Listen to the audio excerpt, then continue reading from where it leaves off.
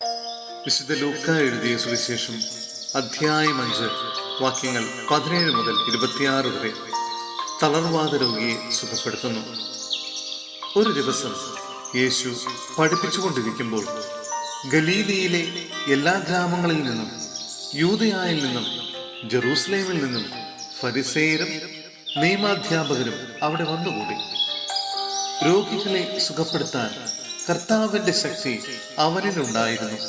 അപ്പോൾ ചിലർ ഒരു തളർവാദ രോഗിയെ കിടക്കയിൽ എടുത്തുകൊണ്ടുവന്നു. അവർ അവനെ അകത്ത് യേശുവിന്റെ മുമ്പിൽ കൊണ്ടുവരാൻ പരിശ്രമിച്ചു.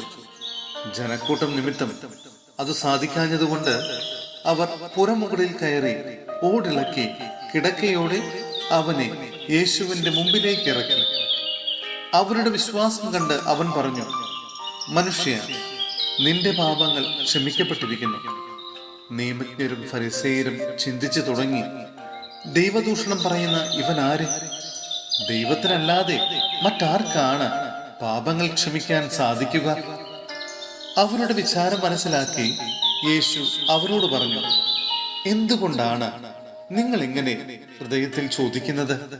ഏതാണ് എളുപ്പം, നിന്റെ പാപങ്ങൾ ക്ഷമിക്കപ്പെട്ടിരിക്കുന്നു എന്ന് പറയുന്നതോ എഴുന്നേറ്റ് നടക്കുക എന്ന് പറയുന്നതോ?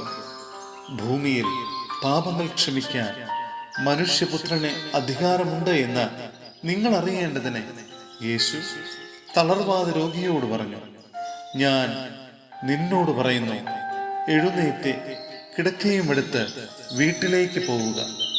ഉടനെ എല്ലാവരും കാണുകെ അവൻ എഴുന്നേറ്റ് കിടക്കയും എടുത്ത് ദൈവത്തെ സ്തുതിച്ചുകൊണ്ട് വീട്ടിലേക്ക് പോയി.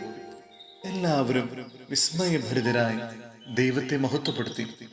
അവർ സംഭ്രമത്തോട് പറഞ്ഞു, അസാധാരണ സംഭവങ്ങൾ ഇന്ന് നാം കണ്ടിരിക്കുന്നു.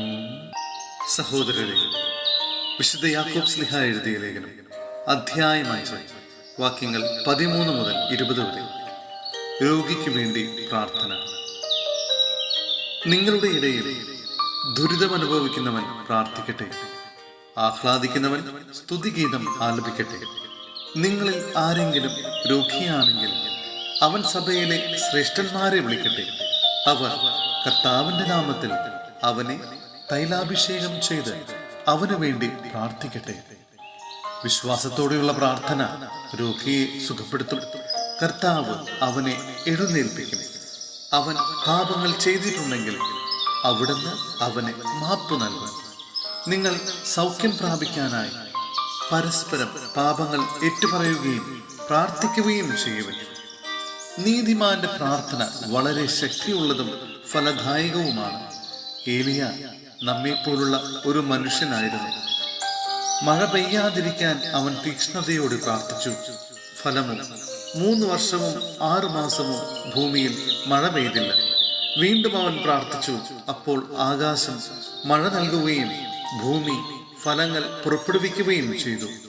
എൻ്റെ സഹോദരരെ, നിങ്ങളിൽ ഒരാൾ സത്യത്തിൽ നിന്ന് വ്യതിചലിക്കുകയും അവനെ വേറൊരാൾ തിരിച്ചു കൊണ്ടുവരികയും ചെയ്യുന്നെങ്കിൽ, പാപിയെ തെറ്റായ മാർഗത്തിൽ നിന്ന് പിന്തിരിക്കുന്നവൻ തൻ്റെ ആത്മാവിനെ മരണത്തിൽ നിന്ന് രക്ഷിക്കുകയും തൻ്റെ നിരവധിയായ പാപങ്ങൾ തുടച്ചു മാറ്റുകയും ചെയ്യുന്നുവെന്ന് നിങ്ങൾ അറിഞ്ഞുകൊള്ളുവിൻ.